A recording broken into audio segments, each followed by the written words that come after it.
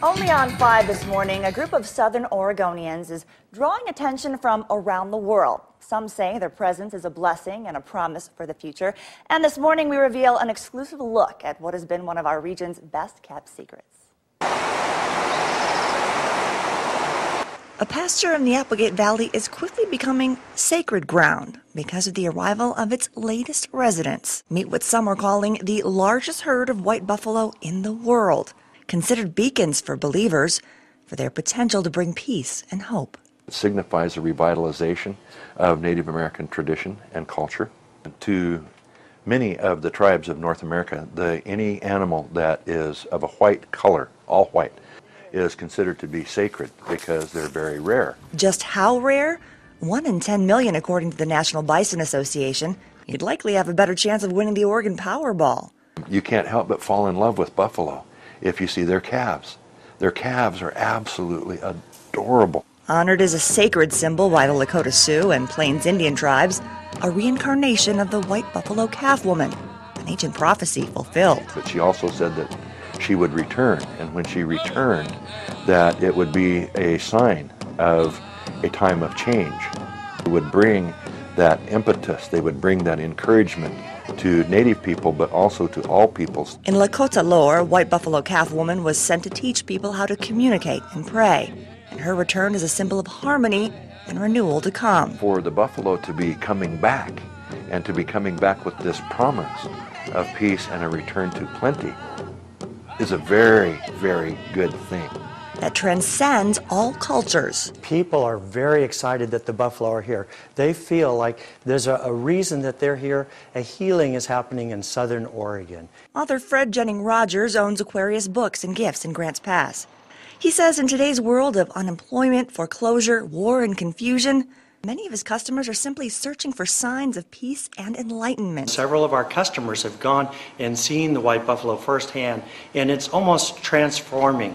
Their life changes. Customers like Al Wilson, a Vietnam veteran on a spiritual journey. His final destination, the white buffalo. It has that feeling that the movement of world peace is upon us. The legend says that the white buffalo will appear at a time of suffering and turmoil and will bring about change and hope. And that's something that people in these parts say couldn't come at a better time.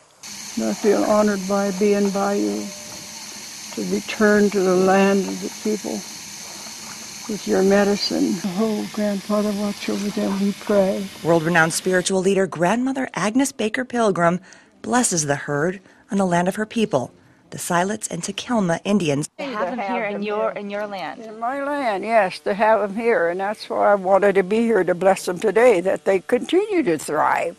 To be able today to visit and see them and touch them and feed them. Amazing. It's overwhelming. For them to be here, I think they brought a message. You know, the Creator didn't send them, have them come idly. Less than 200 years ago, giant herds of mighty buffalo roamed the nation's lands.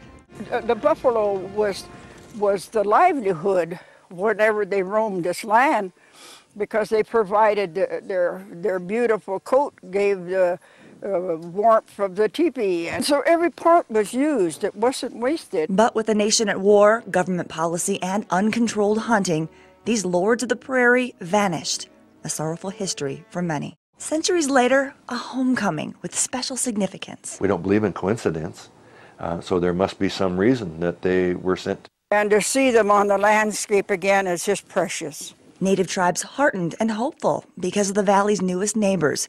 14 buffalo, 11 of which are white. An ancient prophecy fulfilled. Native American cultures honor the buffalo as a sacred bringer of life, and many also believe that the white buffalo will bring people together of all backgrounds to bring about communication, education, and healing. Dina Riley never knew these little calves would mean so much to so many people. When they're with these animals, everyone has a different experience. People would cry. I've had a lot of people who have been terminally ill. After he saw them, he says, I can die now. I've seen the white buffalo. Visitors have come from Australia, England, Japan, and all parts of our region to pray, marvel, and feel their energy. This Mommy's Dina's pride and joy right here, yes. Riley is the sole caretaker of the herd, but to these guys, she's Mama. I was proud of you. Her journey began in Oregon 19 years ago. She married her sweetheart, Jim, in Junction City, Oregon. They continued their journey in the plains, raised miniature horses and llamas.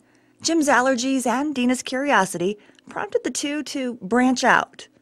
We had 66 acres and I needed a lawnmower. As their affection for these gentle giants grew, so did their love for each other. We prayed for something to be put into our life, that we could be together 24/7. And that prayer was answered in 1997. This one here is Miracle Moon. The first of 11 white buffalo, considered sacred because they're so rare. From Wyoming, they moved to the Southwest, and the herd grew. We found our soulmates in each other a second time around.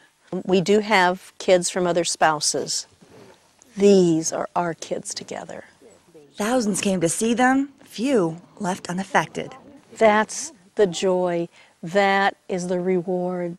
But that joy suddenly turned to sorrow. Last year, Jim suffered a massive, fatal stroke. In 10 minutes, my life changed completely. Leaving this doting wife, now a single mother, to care for this improbable family of 14. When you pray for something and you're given something, you don't take it lightly. You go the extra mile it takes. And after he passed, Oregon is what called me, and so I followed my heart.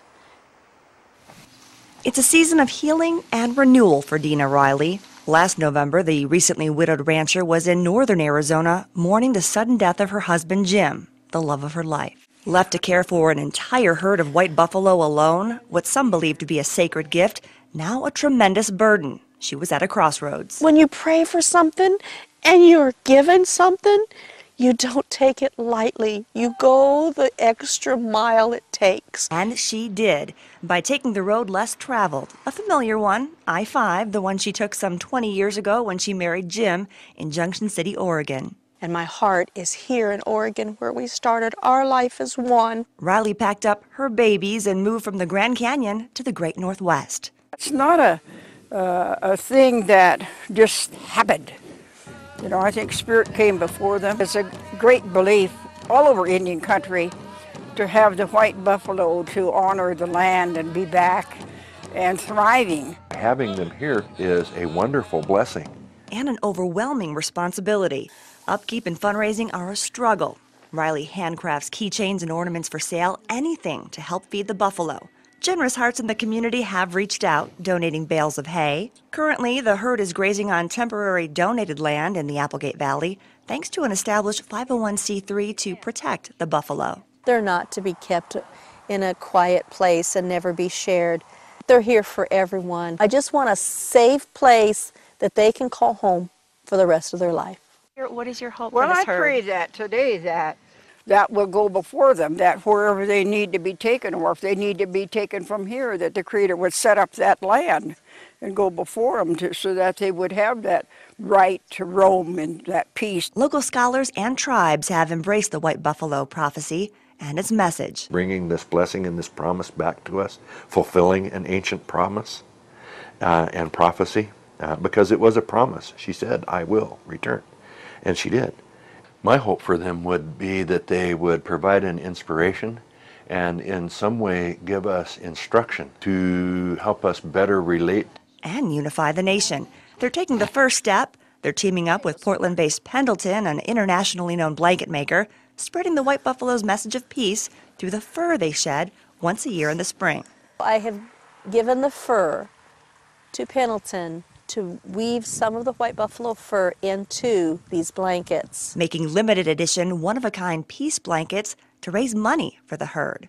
One of the things that they plan on doing is to go gift one to the president and also to the one in charge of the UN to help bring all tribes, all nations together. Mending life's sacred loop. I think we can hope for peace and abundance, goodwill, health and happiness. And if we have those things, we got it all. Indeed. Well, to find out more about the white buffalo, to order a peace blanket in time for Christmas, or to find out how you can help, you can contact their nonprofit, Sacred World Peace Alliance, at the website or number listed right there on your screen.